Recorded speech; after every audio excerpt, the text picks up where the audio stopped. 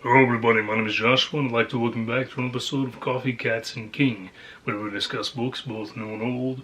I will share with you pictures of my cats will make you wish they were your cats, and I'll drink enough coffee for me and everybody watching. Now, the mug is one that you have seen on here before, although it's been a long while. I'll be honest, at this point I'm not sure if this is technically Paige's mug or if it's my mug. This is my shirt though, one of my newer shirts. And wouldn't we all like to go visit the cat dimension here? Wouldn't that just be wonderful? Unless you have a cat allergy, I guess. So, I'm here with my August TBR. That is the same way I've been doing it, because it seems to be working really well for me, so I separated out ebooks, audiobooks, and physical books. And I have 16 here this time. I'm going to give you guys a little cat footage. Alright, buddy, we need your help. Which coffee? Which coffee? Oh, you were quick on that. Yeah, okay, alright, coconut it is. Good job. Aww. And we're going to go on and get right into this. So, audiobooks this month. This is a very easy one. Last month I listened to Assassin's Apprentice by Robin Hobb. It was fantastic. I loved it. And so this month I'm going to get into Royal Assassin, which is the follow-up, second book in the Farseer trilogy. And so first book is close to 450 pages. This one is close to 700 pages. And if I decide to continue on to the third, which I'm sure I will, then that book is almost 900 pages. So, this will be my only audiobook for the month. It's going to take up basically the whole month. And I know there's a lot of back and forth on audiobooks. Look, when I listen to audiobooks, it's books that I either have copies of or I'm buying copies of to have the physical copies anyway. Books that I intend to read, but I'm a person that has a very long commute back and forth to work every day, and this is just a way for me to supplement, a way for me to get to experience some of the books that I want to read that I maybe don't have time to in the traditional sense. So again, like this is near on 700 pages. And now, instead of just listening to random music on my way back and forth, I get to experience this wonderful book. So that's my quick little, in favor of audiobook thing. Like it or leave it, it is what it is. Audiobooks are still books. Anyway, on to the ebooks. Very first ebook for the month is Paige's Pick. So, as you guys should know at this point, those of you who have been on here a while, every month my wife and I either swap books or we read a book together. We read a book together last month, so this month we are swapping books. And this time, in honor of Garbagust, we decided to do something a little fun. We are giving each other a book that we did not like. A book that, in my case at least, was a 1-star. We have not introduced these books to each other yet. All she has told me is that it is a forbidden romance with step-siblings and a sex club.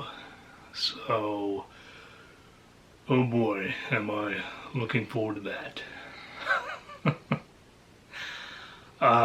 But you'll see a video on that later, as well as one on her channel, where you'll see the book that I gave her, something that I think will intrigue a lot of you, because it's someone that you are big fans of that I am not. So, that will be my first ebook of the month. Second ebook would be Jeremy Eads' The Lodge, which just came out. It was a July release. I talked about it in my little video about July releases. And this is one I was excited for because it has a sort of Richard Lehman, Bentley little feel to it, in my opinion. This is about a lodge, a bed and breakfast style place that is kept by a demon.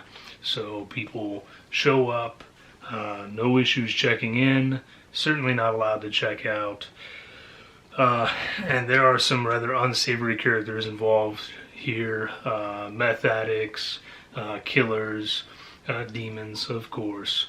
And we're just going to go for there. So I think this is going to be maybe closer to Layman in regards to the splatter and the guts and gore involved. But we're just going to see how it goes. It's one that I was kind of excited about, and I think it'll be schlocky fun to get me back into the horror mood after this romance that Paige has me reading. Number 3 is Frightfully Ever After by Nick DeWolf. And this is one that I've really been looking forward to. This one, the tagline sold me. It's a little snippet of dialogue from the book where someone says, "Do you know what the difference is between a fairy godmother and a witch?" What? Not a damn thing. This is essentially about a girl who was born with magical royal blood. She should have been a princess, but instead she grows up under the thumb of a vicious crime boss. She's lived a life of pain, fear, and violence. In a desperate attempt to get away, she finds herself surrounded by all those things she thought never existed. This is very much in the realm of a twisted fairy tale. Sounds like maybe a modern urban setting. And this one had me sold immediately, like I said, just based off the cover alone. This is one that is either immediately going to interest you, or you know that it is not for you at all. Next on the list is Sisters of the Crimson Vine by P.L. Macmillan. This is a shorter one that sounded really interesting. This is about a man who is in a near-fatal car crash. He wakes up in a convent taken care of by these 13 odd nuns. He has all of these injuries, all these grievous injuries that are preventing him from leaving. And all he knows is that this place is very dilapidated, does not look like it's long before the whole place is just going to fall down. The only thing there that looks like it's doing well is the vineyard, which for some reason just flourishes despite everything else around it. His wounds start to heal at a very fast rate, but these nuns will not let him leave. They say that there's a ceremony coming that they need him to be part of. Definitely gives a sort of Wicker Man feel to it, as well as in regards to the captive part, sort of a misery sound. I should breeze through this one fairly quickly. And then the final ebook that I hope to get to is Brianna Leslie with The Hills We Know. This is about a woman whose mother passes away, and in going through her estate, they realize that they have inherited a house in West Virginia. Her and her husband make the decision to leave, to quit their jobs, move there to this inherited house. And in between there, she realizes, oh, so we've left our jobs, we're moving to a totally new state, and hey, I'm pregnant. So a lot of stuff going on, a lot of stressful situations here going on. And of course, as they move in, they realize that her mom may have been keeping some secrets from her that they really should have talked about when she was alive. Things that are now putting her and her family at risk. This is a setup that we've heard 1,000 times. Yes, it can be done very poorly, but it can also be done very well. And I'm hoping that this is one of those situations. And this is just a really great cover. And we'll just kind of see what happens after that. I'm really excited about all 5 of those. Well, really excited about 4 of those, and a little nervous about Paige's pick. But we'll see how it goes. Now, on to the physical books. The very first one should not surprise anyone. This is one that I was just so excited to get my hands on. I've been looking forward to it for months now. I got my copy, and the first book that I plan to jump into in the month of August is Chuck Tingle's Camp Damascus. Now, reviews are coming in for this book already, and the majority of people are absolutely loving it, as I thought they would, and so this one really needs no introduction. This is about a gentleman that is sent to a gay conversion camp, which unfortunately is a very real thing, where these people are they're abused and taunted, and awful things are done to them in an attempt to scare them straight, I guess is the only way to think of it. So now Chuck Tingle writes some really ludicrous, over-the-top erotica.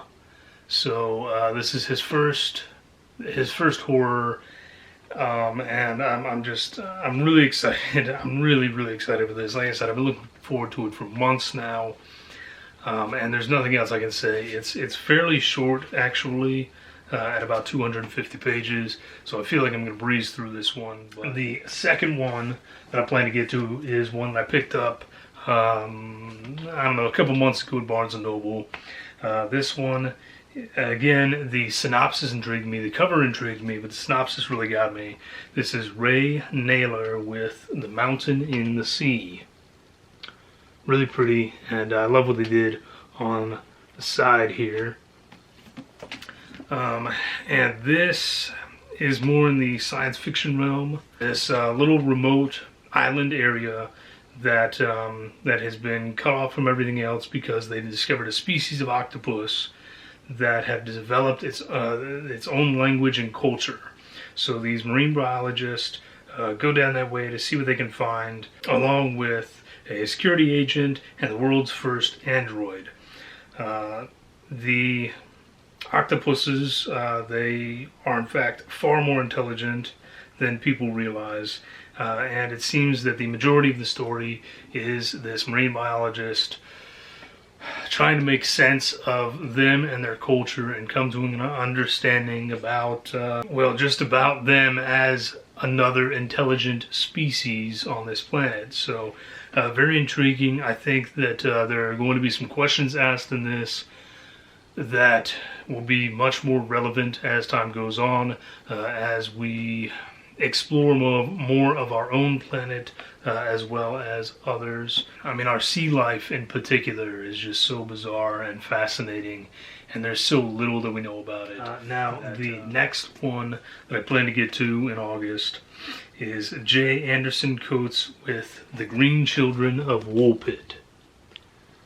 And this is a beautiful cover. So this is based off of an actual event where these children were found that were in the woods in this strange clothing. Their skin was green. They spoke a language to each other, but it wasn't a language that anyone recognized or knew. They were brought in by a family, and from their details of the story really gets spotty and changed around a lot from story to story as far as what happened to the kids, but it basically comes down to we never figured out where they came from, who they were, what they were, because some people think that they were from a totally different dimension, that they were aliens. And yes, this is a supposedly true account. You can look it up if you want more information. But this is, I guess, just a sort of a novelization, expanding upon that idea, and maybe trying to answer that what if and the what is going on of this infamous tale. So really excited for this. I absolutely love that cover. It's a gorgeous cover, and very interesting story overall. So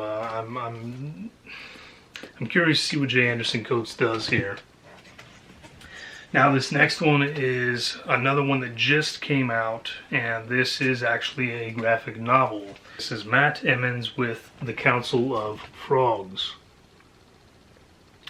Again, beautiful cover, front and back. I was actually sent a book signed by Matt, as well as a shirt in regards to this. But as I said, this is a sort of graphic novel, and basically it says, to save the Council of Frogs, one tiny frog must leave the safety of his home in order to deliver a message of grave importance to a warlock. Aided by many unconventional friends along the way, this little frog discovers the dangers of the world beyond his swamp grove. For the world is a big, harsh place, and he may need more than his dandelion hat and a tiny sword to make it back home before it's too late. With said little frog inside here. So, really interesting stuff. Obviously, more in the realm of Redwall or Swordbird, which I showed off in my last video. Should be another quick one, but I was really excited to be part of the Kickstarter on that, and so just again to have my hands on the final product and finally get to experience it as a reader is very, very exciting. Can't wait to get into that later on in the month. Then I figure at that point it'll be a few books without any horror, so it's time to jump into some more horror. This is Garfield Reeves Stevens with Dreamland.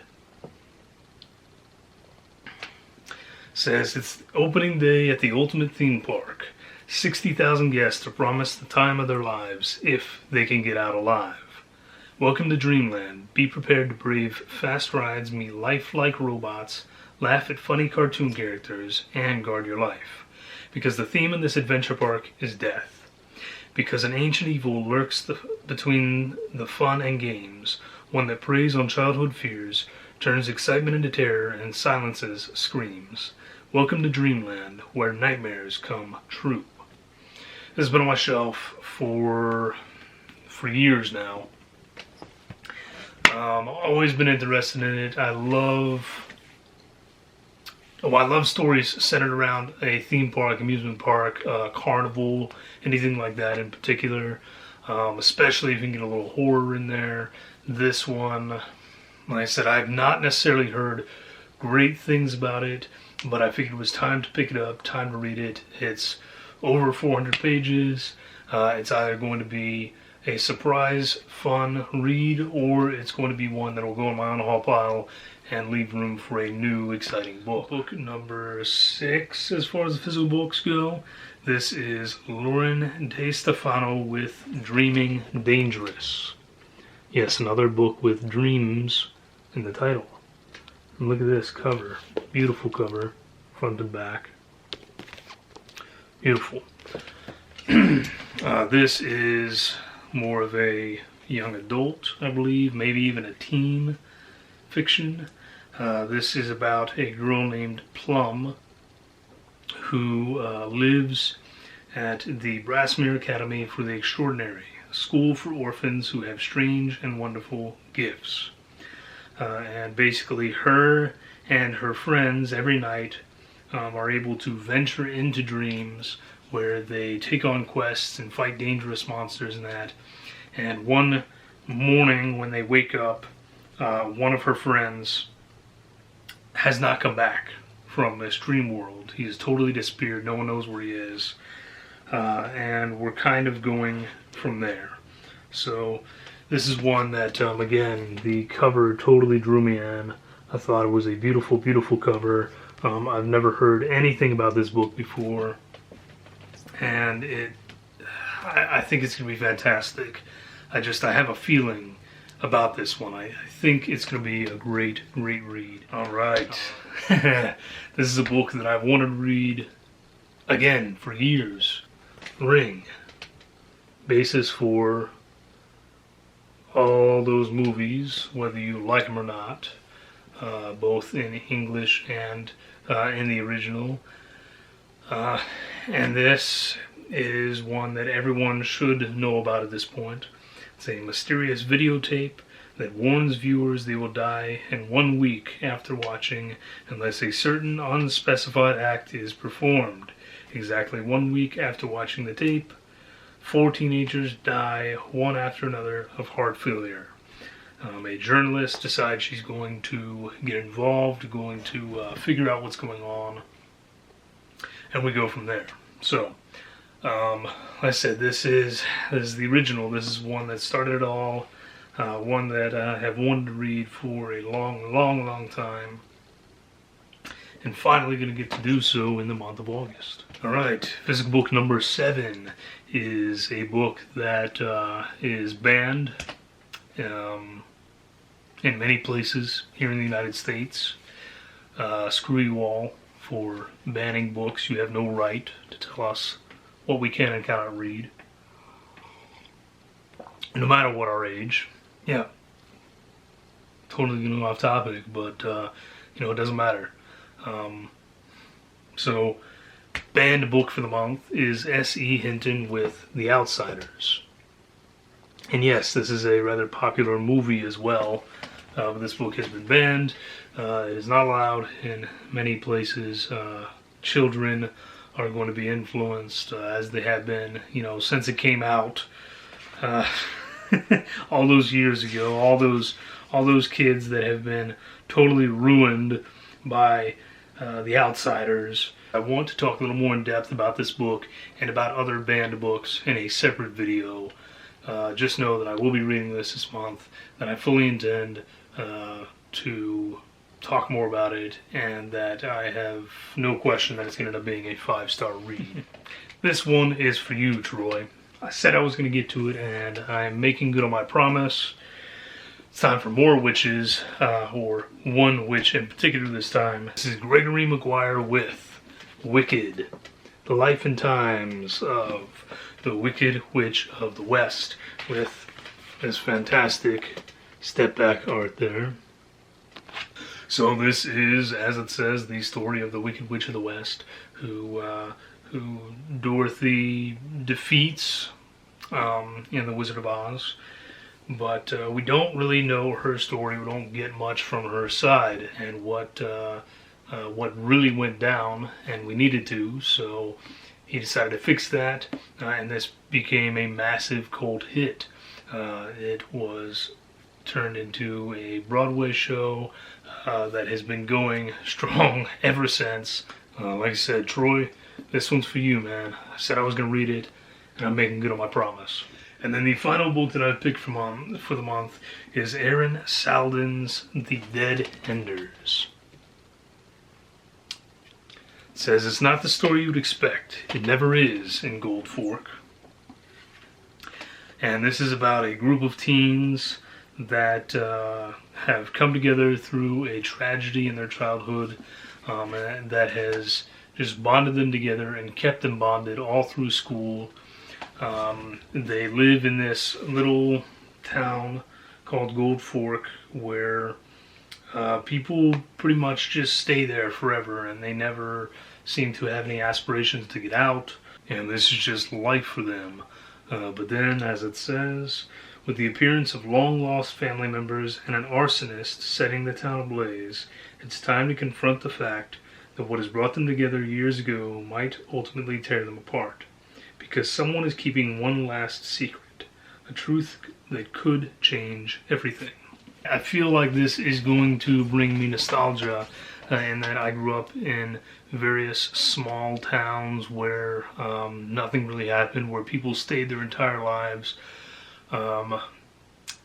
Kind of had the same feeling that these folks did, and so I think I'm going to connect with the characters in that regard. I love a good mystery, of course, and like I said, this is just this one that was speaking to me when I was trying to decide what I wanted to read. My eye kept falling back on it, so I knew that I had to get this one into the month of August. So, there you go. That is my August TBR.